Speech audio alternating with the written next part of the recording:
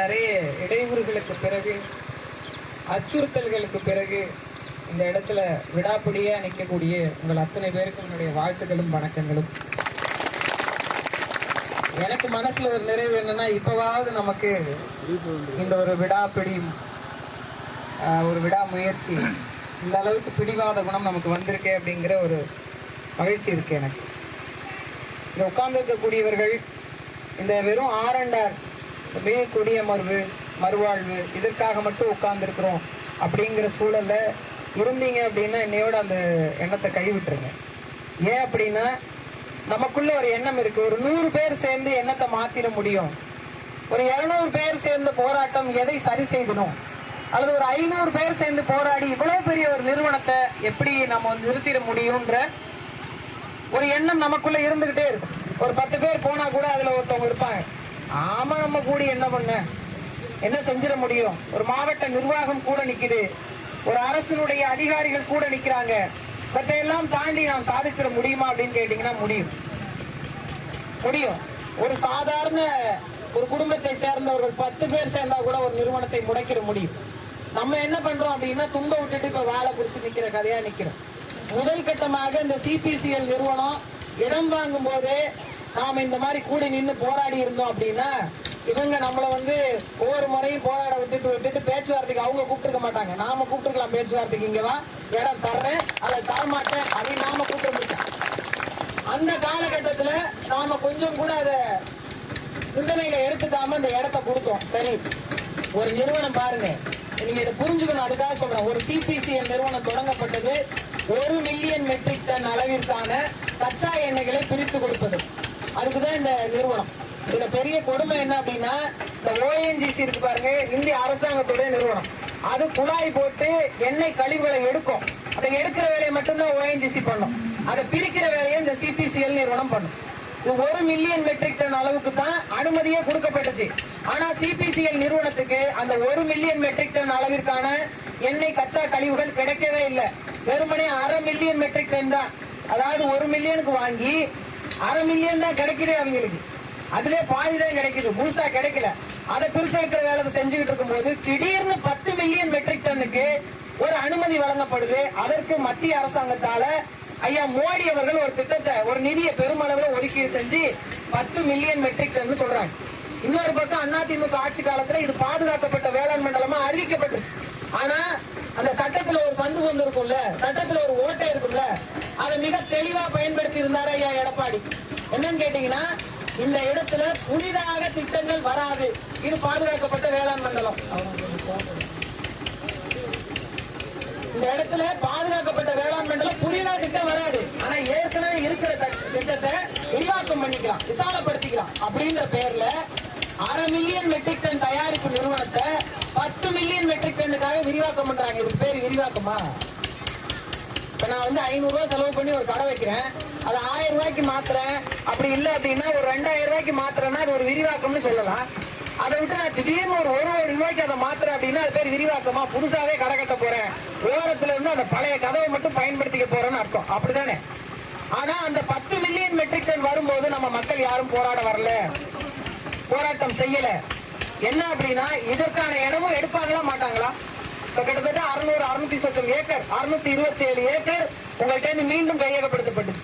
அப்பவும் நாம் போராடல, அப்பவும் நாம் சண்டை செய்யல, நாம் விட்டு பிடிச்சிட்டோம். இன்னும் சொல்ல போனா, நிலத்தை வித்துட்டு போனவங்க உள்ளூர்காரங்க இல்ல, வெளியூர்காரங்க 3/4 பேர் விட்டுட்டு அவங்க எனக்கு என்னன்னு போயிட்டாங்க. ஆனா இங்க வாழ போறது யாரு? நாம தான்.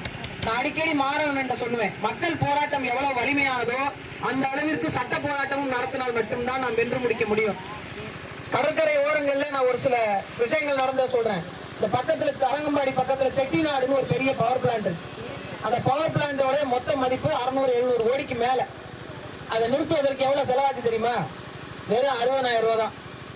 600 கோடி திட்டம் அது. ஆனா வெறும் 60,000 ரூபாயில அந்த திட்டத்தை நிறுத்த முடியும்னா தேவையான சட்ட ஆவணங்களை நாம் தயார் செய்யணும். ஒன்னும் இல்ல, அவங்க ஒரு மகிமலை ஆறுன்னு ஒரு ஆறு ஓடுது, அந்த செட்டிநாடு பவர் பிளான்ட்டுக்குள்ளே ஓடுது. அந்த ஆறு கிட்டத்தட்ட 1 லட்சம் ஏக்கருக்கான பாசன வாய்க்கால் ஆறு. அதை அடைச்சு வச்சு அதுல கிட்டத்தட்ட 64 கிளை ஆறுகள் உள்ள இருக்கு. அதாவது இந்த ஒவ்வொரு வடிகாலா பிரியும் இல்லையா, அந்த மாதிரி கிளை ஆறுகளா 64 உள்ள இருக்கு. EIA ரிப்போர்ட்ல, அதாவது சுற்றுச்சூழல் தாக்க மதிப்பீட்டு அறிக்கையில அவங்க அதை காட்டல. அது உள்ள இருக்கு அப்படின்னு போய் படம் எடுத்து அதை ஆதாரப்படுத்தி தேசிய பசுமை தீர்ப்பாயத்துல வழக்கு தொடுத்ததுனால அந்த ஆலையால தொடர்ந்து இயங்க முடியல. நாம ஒரு நெருக்கடி 2 நெருக்கடினா பரவாயில்ல. இந்த பக்கத்திலேயே ஒரு கெமிக்கல் ஃபேக்டரி இந்த இடத்துல இப்ப பக்கத்துல வருது. கேட்டா அவங்க என்ன சொல்றாங்க, தமிழ்நாட்டு எல்லை இல்லை, காரைக்கால் பார்டர் அப்படிங்கிறாங்க. ஆனா அதனுடைய தாக்கம் யாருக்கு வரும்? நமக்கு தான் வரும். இந்த பக்கம் மார்க் துறைமுகம் இருந்தது, அந்த இடத்துல இருந்து நிலக்கரிகளை இப்ப நீங்க பாத்தீங்கன்னா எங்க ஊர் பக்கம்ல எப்படி போனாலும் 2 மணி நேரம் ரயில்வே கேட்ல நாங்க நிக்கிறோம். எப்படி பார்த்தாலும் குறைஞ்சபட்சம் 40 நிமிஷம் 45 நிமிஷம் நிக்க வச்சிடறாங்க. தொடர்ந்து இங்க இருந்து நிலக்கரிகளை அநியாயத்துக்கு கொண்டு போறாங்க. முன்னாடி கூட இவ்வளவு எல்லாம் இல்ல, இப்பெல்லாம் 1 மணி நேரத்துக்கு ஒரு தொடர் வண்டி போயிட்டே இருக்கு. எப்படி போனாலும் சரி, ஒரு எமர்ஜென்சி கேஸா இருந்தாலும் நிப்பாட்டி அவங்க சாகடிக்கவும் செஞ்சிடறாங்க. நிறைய பேர் செத்தே போயிடுறாங்க. அப்ப அவ்வளவு நிலக்கரிகள் இங்க இருந்து போகுது. ஒரு நிலக்கரியினால மின்சாரம் தயாரிப்பதை எல்லா வளர்ந்த நாடுகளும் நிறுத்திடுச்சு. ஆனா இந்தியா போன்ற இந்த நாடுகள் இதனால பணம் சம்பாதிக்க முடியும், கமிஷன் வாங்க முடியும் என்பதற்காக மட்டுமே இந்த நிலக்கரியை கொண்டு போவதற்கான ஏற்பாடு செய்யறாங்க. அப்ப அந்த மாதிரியான அந்த சூழல்ல, அந்த காத்தில் பறந்து வர அந்த நெருக்கடியில் நமக்கே தெரியாது, நாம அதைதான் சுவாசிச்சுட்டு இருக்கிறோம். நம்ம தண்ணியில அந்த சாம்பல் கலக்கத்தான் செய்யுது. ஆனா இது வரைக்கும் நாம அதுக்காக போராடுறோம். என்ன அப்படின்னா, நாம நெருக்கடிக்கு வந்து வாழ முடியாத சூழ்நிலைக்கு தள்ளப்பட்டா மட்டும்தான் போராடணும். உங்க மூக்க தொடர வரைக்கும் உங்களுக்கான பிரச்சனை தெரிவதில்லை. அதனாலதான் நம்ம இவ்வளவு சிக்கல்களை சந்திக்க வேண்டியது. ஆரம்ப காலகட்டத்திலே நாம் சுதாரிச்சிருந்தோம் அப்படின்னா, நாம் போராடி இருந்தோம் அப்படின்னா, நாம் ஆரம்பத்திலே நான் சொல்லிட்டு இருக்கிறது அதுதான். இடத்தை கொடுத்துட்டு எனக்கான இழப்பீடு கொடுக்கணும்னு போராடுறது எவ்வளவு பெரிய அபத்தம். இந்த இடத்தை கொடுக்காம இருந்திருந்தா அவங்க நாமள்கிட்ட போராடி நின்றுப்பாங்க. அப்படி ஒரு சூழ்நிலையை நாம் உருவாக்கல.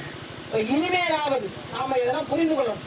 ஒவ்வொரு தொழிற்சாலைகளையும் நிறுத்த முடியும், மக்களுக்கு எதிரான தொழிற்திட்டங்களை நிறுத்த முடியும் என்பதற்கான ஒரே ஒரு வாய்ப்பு தான் ஒண்ணு மக்கள் போராட்டம், இன்னொன்னு அதுக்கான ஆவணங்களை திரட்டி சட்ட போராட்டம். ஒரு காவல்துறை வந்து யாருக்காக செயல்படணும்? மாவட்ட நிர்வாகம், மாவட்ட ஆட்சியர் உள்ளிட்ட டிஆர்ஓ உள்ளிட்ட இந்த நிர்வாகம் யாருக்காக செயல்படணும் இங்க தெரியவே இல்லை. என்னன்னு கேட்டீங்கன்னா, சிபிசிஎல் நிறுவனத்திற்கு தனியாக ஒரு தாசில்தார் நியமனம் பண்ணியிருக்காரு. என்னைக்காவது விவசாயிகள் போராட்டத்திற்காக, விவசாயிகளுக்காக ஒரு தாசில்தார் நாங்க நியமனம் பண்ணியிருக்கோம். ஒரு போராட்டம் நடக்குது, இந்த போராட்டத்தை கண்காணிச்சு இவர்களை பிரச்சனையை தீர்த்து வைப்பதற்கான ஒரு தாசில்தாரை நாங்க நியமனம் பண்ணியிருக்கோம் சொல்லியிருக்கா. டிஏஓன்னு ஒரு அம்மா வர்றாங்க இங்க, அவங்க உண்மையிலேயே கிராம நிர்வாக அலுவலரா அல்லது சிபிசிஎல் நிர்வாக அலுவலரா என்றால் தெரியல.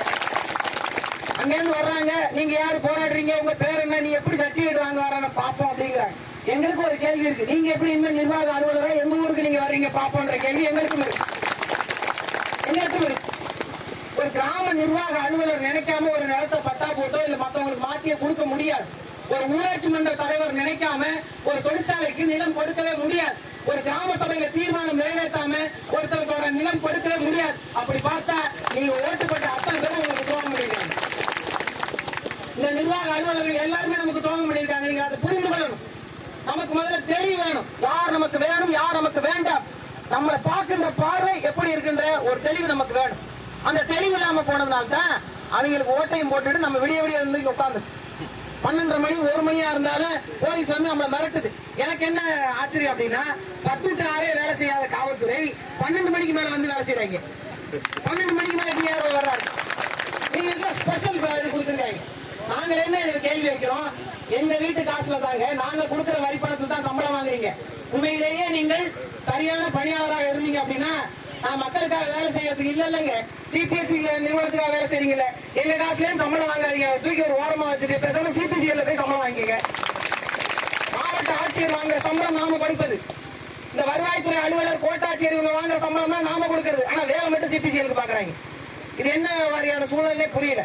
நிலத்தை கையகப்படுத்தி கொடுப்பதுதான் ஒரு அரசாங்கத்தின் வேலையா, அல்லது மக்களுக்கான நிலத்தை பாதுகாத்து நிலம் மரத்தோடு சார்ந்த வாழ்வியலை கொடுப்பது ஒரு அரசாங்கத்தோட வேலையா? இந்த கேள்வி இருக்காது.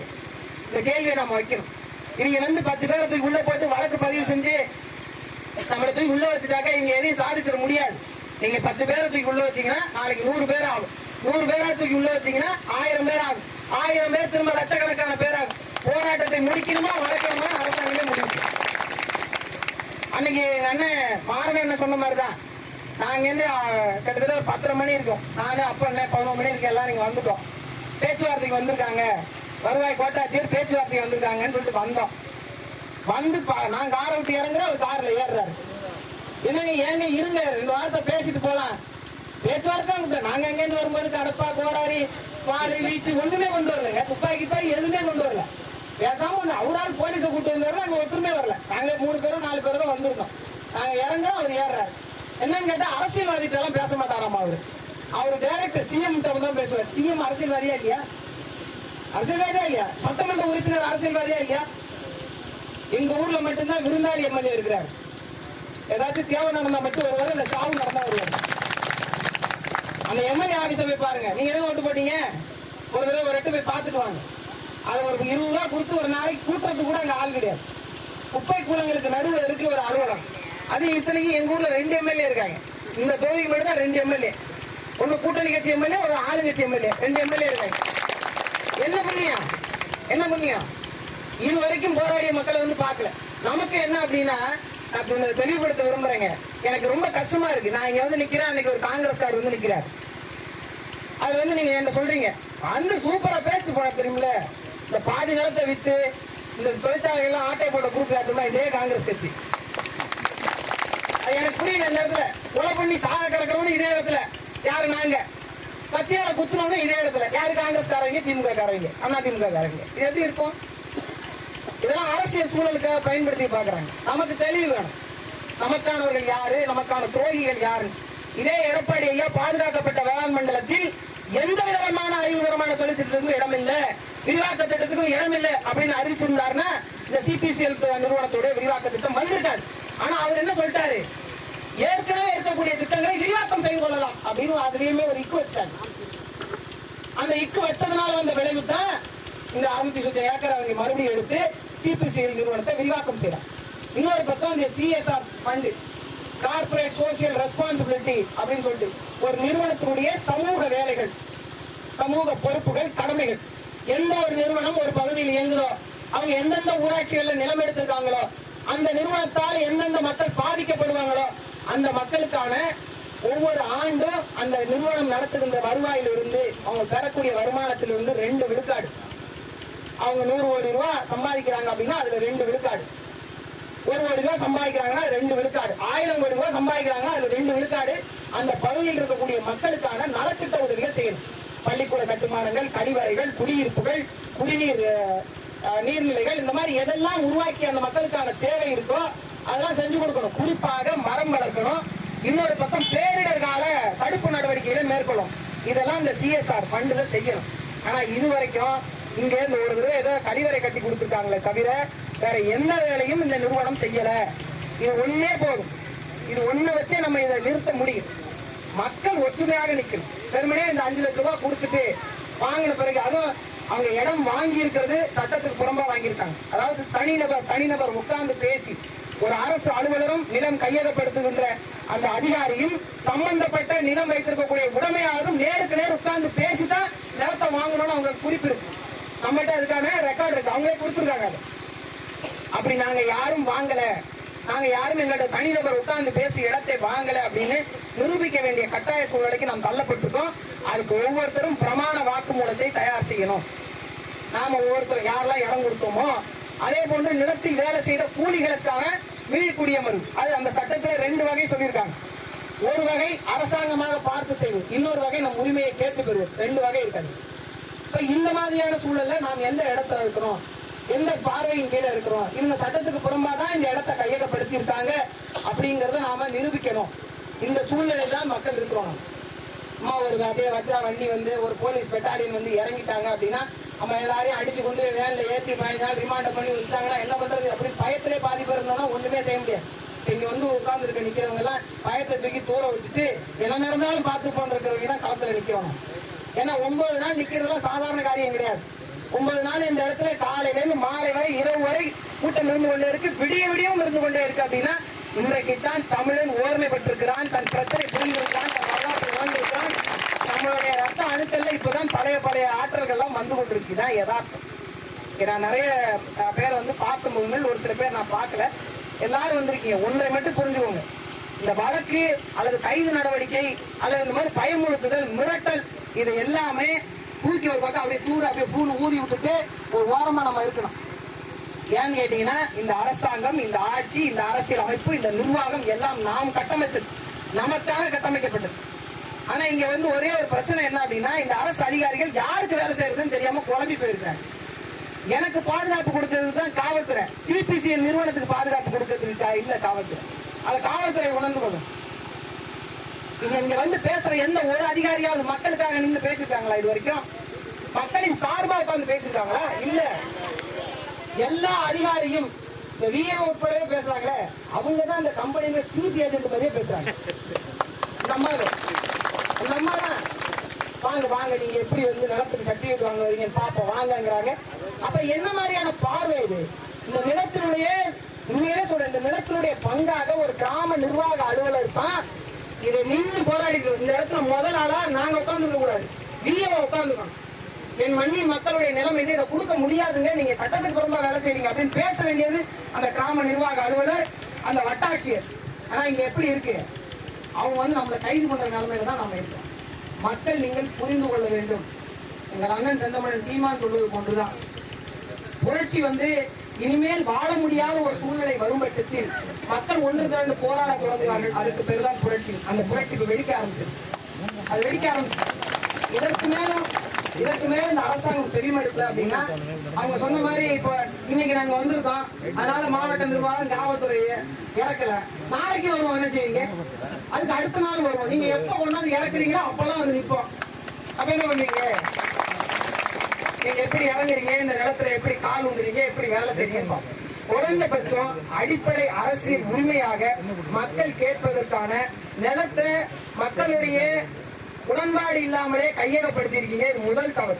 இரண்டாவது, அவங்க அடுத்த கட்டத்துக்கு வந்து அவங்களுக்கான எங்களுக்கான இழப்பீட்டு தொகையாவது கொடுங்க, நீங்க பேசுனதை செய்யுங்க, நீங்க சட்டத்தில் உள்ளதை பண்ணுங்க அப்படின்னு நேர்மையா போராடக்கூடிய மக்களுக்கு இந்த மாவட்ட நிர்வாகம் செவிசாய்த்து மக்களின் பிரதிநிதியாக இருந்து அவர்களுக்கு கொடுக்க வேண்டியதை கொடுக்க செய்யும்.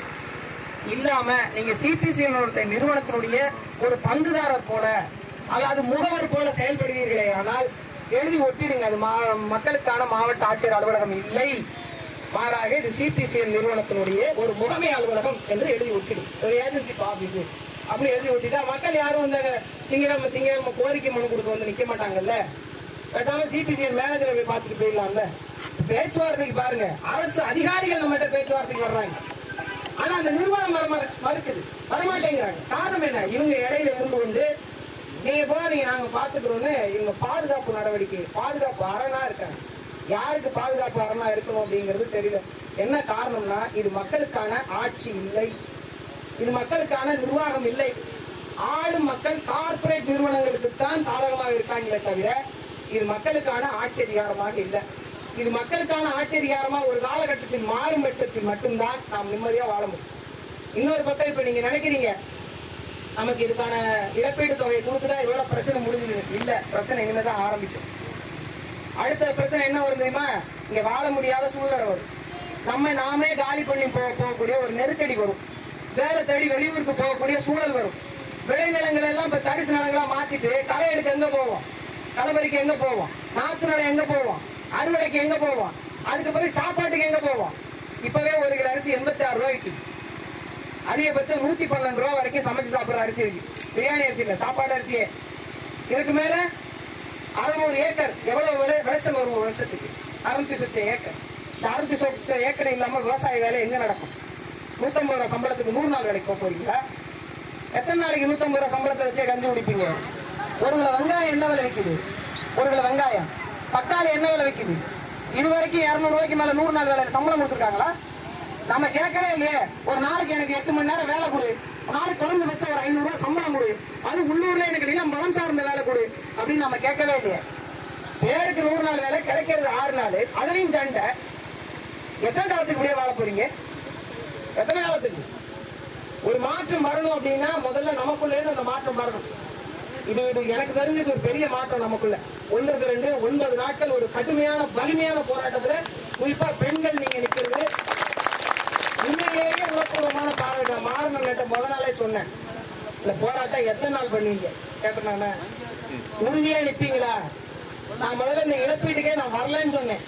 ஃபர்ஸ்ட் ஆரம்பத்துல நம்ம எங்க போறான்னா பாஞ்சூர் பஸ் ஸ்டாண்டு கிட்டே போறாங்க, செக் போஸ்ட் கிட்டே போறாங்க. அப்பவே என்ன சொன்னேன், இடத்தை கொடுக்காதீங்க, கொடுத்துட்டு அவங்ககிட்ட ஏன் நம்ம கெஞ்சணும்?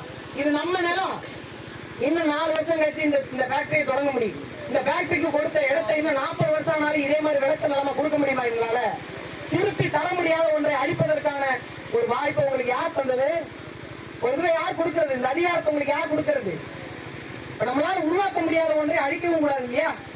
அப்படிப்பட்ட ஒரு பொன்னான விளைச்சல் நிலத்தை நம்ம கொடுத்துட்டோம். அது ஒரு பெரிய தவறு அழிச்சிட்டோம். அந்த தவறிலிருந்து நாம் கற்றுக்கொண்ட பாடத்தின் விதமா இனிமேல் எந்த விவசாய பெருங்குடி மக்களும் இது போன்ற அழிவுகரமான தொழிற்திட்டத்துக்கு இடத்தை கொடுக்க கூடாது. அதை கொடுத்தோமே ஆனால் கொடுத்ததற்கான முறையான இழப்பீடு அந்த மாவட்ட நிர்வாகம் வழங்க வேண்டும். இன்னும் சொல்ல போனால் நாம இங்க உட்கார்ந்து இருக்கிறது சட்டப்படிதான் உட்கார்ந்து இருக்கிறோம். நம்ம நிலத்துல நம்ம உரிமைக்காக நம் எதிர்கால தலைமுறைக்கான போராட்டத்துக்காக உட்கார்ந்துருக்கோம். உண்மையிலே சட்டத்திற்கு எதிராக ஒரு கூட்டம் இருக்கிறது அப்படின்னா நமக்கு எதிராக நிற்கக்கூடிய காவல்துறை, மாவட்ட நிர்வாகம், சிபிசிஎல் நிறுவனம் தான். இங்க நிறைய அந்த நிறுவனத்தை கட்டமைச்சா எல்லாருக்கும் வேலை கொடுக்கலாம்னு மாவட்ட நிர்வாகம் நினைக்குது. ஆனா உண்மையிலே யாருக்கு வேலை கொடுப்பாங்கன்னு நினைக்கிறீங்க? இங்க படிச்ச பிள்ளைகளுக்கு வேலை கொடுப்பாங்களா? எல்லாம் வடமாநிலத்துக்காரங்க வந்து இங்க இறங்க போறாங்க. அதான் நடக்கு. இப்ப அவங்க தான் வேலை செஞ்சுட்டு இருக்காங்க. இப்ப நாம உறுதியா நிக்கிறோம். இவர்கள் எப்படி இந்த நிலத்துல கால் வைக்கிறாங்க, நமக்கு பதில் சொல்லாம இவங்க எப்படி நிலத்துல கால் வைக்கிறாங்க பார்ப்போம் என்ற நம்பிக்கையோடு நிற்கும். நாங்க உங்களோட எங்க அண்ணன் அப்பா என்ன சொன்ன மாதிரி எங்களை தாண்டித்தான் உங்களை தொடரும். அது எந்த நேரமா இருந்தாலும் சரி, எந்த காலமா இருந்தாலும் சரி, சரிங்க, எங்களை தாண்டித்தான் தோணும். அன்னைக்கு வந்து நான் உங்கள்கிட்ட சொல்லிட்டு போனோம்ல, அதே தான் இன்னைக்கு சொல்றேன். வழக்குன்னு ஒண்ணு போட்டு கைதுன்னு ஒண்ணு பண்ணாங்கன்னா முதல்ல நாங்க ஏறுவோம் வண்டியில. மற்ற கட்சிகள் மாதிரி கிடையாது. நாங்க காசுக்கு அரசியல் செய்ய வந்த கூட்டம் இல்லை. எங்களுக்கான மக்கள், எங்களுக்கான நிலம், எங்களுக்கான மண், அதை பாதுகாப்பதற்காக எந்த எல்லைக்கும் போவதற்கு தயாரா இருக்கும். உறுதியா நில்லுங்க, நம்பிக்கையா நில்லுங்க. என்றென்றைக்கும் உங்களோட இருக்கும். ஒன்னே ஒண்ணுதாங்க, காலையில இருந்து இரவு வரைக்கும் எங்களால உங்களோட உட்கார முடியும். ஆனா என்றைக்கு இருந்தாலும் எங்களுடைய எண்ணம் முழுக்க இந்த பரவலை சுத்தியே தான் இருக்கு. தினசரி அழைப்பெடுத்து கேட்டுக்கிட்டே இருக்கும். இல்லைன்னா அவர் அழைப்படுத்தி எனக்கு சொல்லிட்டே தான் இருக்காரு, இங்க என்ன நடக்குது, யார் வந்தாங்க, எந்த பேச்சுவார்த்தை கூப்பிட்டாங்க. அன்னைக்கு கலெக்டர் ஆபீஸ்க்கு வர சொல்லும் போது கூட நான் கேட்டேன், என்ன சொல்லியிருந்தா நாங்க உடையாந்துருப்போம்லன்னு அப்படின்னு. அவங்க கூப்பிட்டு என்ன பேசுறாங்க, என்ன செய்யறாங்க அப்படின்னு பார்ப்போம். நீங்க கொடுத்த பிறகு நான் போய் அந்த சட்டத்துல எடுத்து பார்த்தேன். என்னென்னலாம் பண்ணி வச்சிருக்காங்க, என்னெல்லாம் பண்ணாம விட்டுருக்காங்க. நிறைய விஷயம் அவங்க நமக்கு துரோகம் பண்ணியிருக்காங்க. நிறைய விஷயம் நமக்கு செஞ்சு கொடுக்காம விட்டுருக்காங்க. அதையெல்லாம் நாம கேட்டு பெறுவோம். முறைப்படி அவர்கள் பேச்சுவார்த்தைக்கு வராத போதே தெரிகிறது நாம் வென்று விட்டோம், அவர்கள் தோற்று விட்டார்கள்.